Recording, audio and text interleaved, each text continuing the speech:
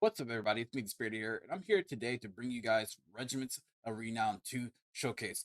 Now, what I'd say is better late than never, right? Before we begin this video, you guys can definitely consider subscribe to the channel for more Total War gameplay and gaming news. The first units we have right here on this list are the Righteous Lances of WEI-JIN, the Great Longma Riders. These formidable lances are the Guardians of the Grand Cate's Sky Fleet. These elite bodyguards protect and serve as the bodyguards of the Lords of the Skies, cutting through the thickest armor with their mastercrafted weapons. They gain the ability Guardian, which reduces damage taken by lords and heroes that are close to this unit, and their attribute is immune to psychology. Damage modifier is armor piercing attacks. Looking at their stats, their starting gold cost is 1600. They are a flying cavalry unit. They have armored and shielded, harmony of yang, armor piercing, anti-infantry, with a health pool of 4698, with unit size of 18, armor of 110, leadership of 82, speed of 105, melee attack 45, melee defense 43, weapon strength 65, charge 1 to 75. Cost is fear, can't fly, battle harmony yang, of course, immune to psychology, and also gets guardian. So, in my opinion, the Righteous Lances of WEI-JIN are great at excelling at taking out your opponent's missile units while also defending the skies against other flying units of your enemy. Up next on this list are Heralds of Khorne's Fury, Bloodcrushers of Khorne. Riding into battle with the heat of Khorne's Fury, the Heralds make kindling of all the wood challenge them on the battlefield. They wield some of the most ravenous of Khorne's cursed blades and take very little to enrage spirits, possessing them with fiery wrath. The ability that they gain are Mantle of Immolation, which is a passive ability, confers weakness to fire on all enemy units within the area of effect. Now, looking at their stats here, their starting gold cost is 1700. Of course, they are a cavalry unit. They are armored, armor piercing, and anti-infantry. They have a health pool of 5736 and unit size of 24. They get 100 armor, leadership of 80, speed of 62, melee attack of 50 that also gain fire and magical attacks, melee defense of 43, weapon strength of 60 with armor piercing, charge bonus 55. They cause fear. They're able to hide in forest. They're demonic. They have demonic instability, banished, hellblade, and mantle of immolation with a physical resistance of 20%. In my opinion, the Heralds of Khorne's Fury is great at attacking and flanking your enemy missile units. Because of their passive, they also weaken enemies to fire damage. Up next, we have the Oath Brothers of Tor, Warbear Riders for Kislev. Biting ripples across the weapons and armor of the Oath Brothers, gifts from their patron god, Tor, the Kislev god of thunder, allowing them to deliver cutting magic attacks to their foes. The ability that they gain is Call of Tor, which is the active ability. Bombards all enemies surrounding the unit with lightning strikes, applying the blinded contact effect to affected enemies. It's a limited use spell. Damage modifier against magic attacks. Now, looking at their stats here, they have a cost of 1800. They are Bear Cavalry, armored, and piercing, anti-large. Their health pool is 6192 with a unit size of 12, armor 100, leadership 80, speed of 75, melee attack 57 with magical attacks, melee defense 43, weapon strength 110 with armor piercing. On top of that, charge bonus of 38. The abilities that they gain again is Call of Tor, causes fear, and hide in forest. My opinion, the Oath Brothers of Tor are great for attacking the enemy frontline, while within the enemy frontline are able to use the Call of Tor, which bombards the surrounding enemies around them. Also, at the same time, giving your enemy the blinding effect to their melee units. Very much work. Up next, we have Barons of the Bog, Pox Riders of Nurgle. Veneer the Barons is to suffer from wasting sickness, a weakening aura that weakens the sword arms of nearby opponents.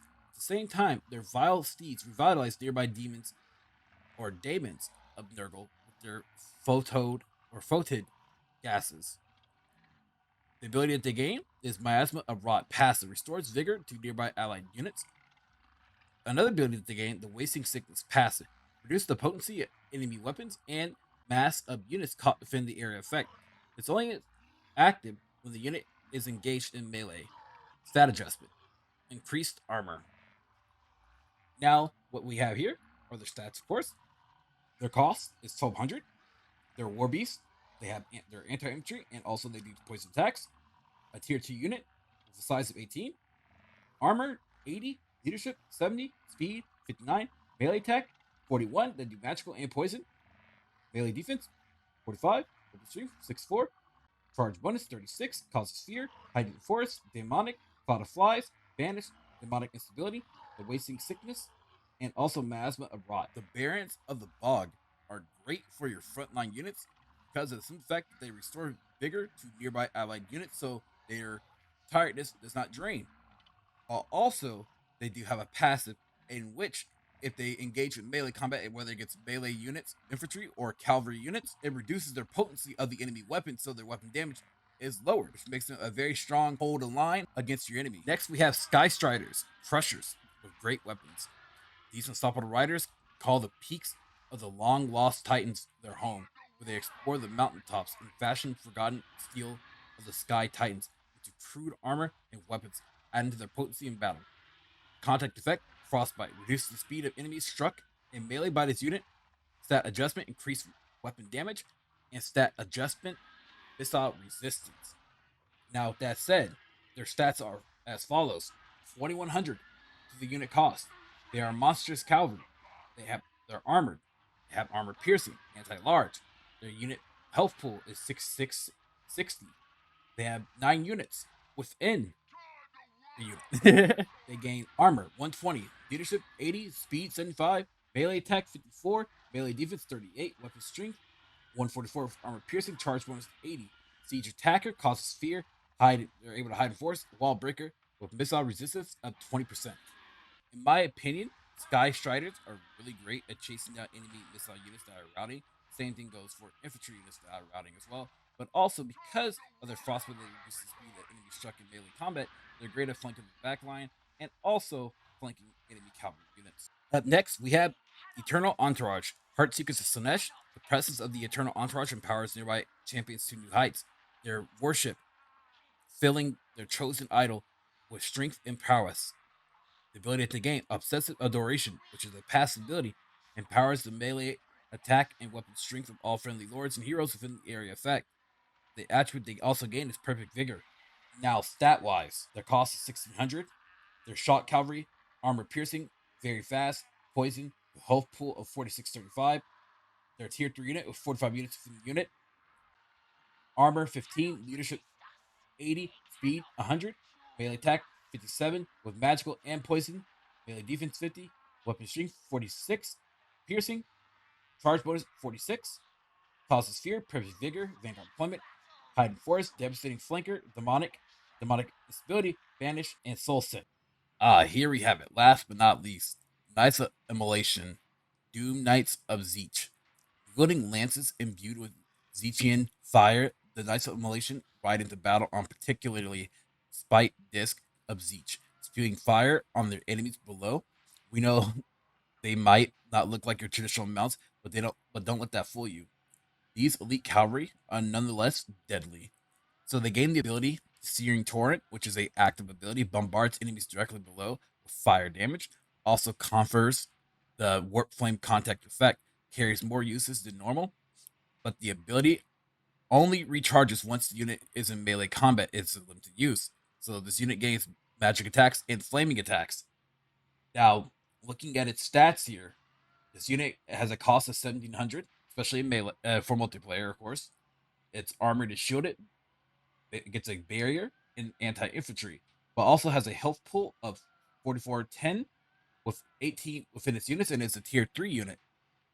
Armor 120, leadership 90, speed 105, melee attack 54 with magical and flaming, melee defense 45, weapon strength 80, charge bonus 52.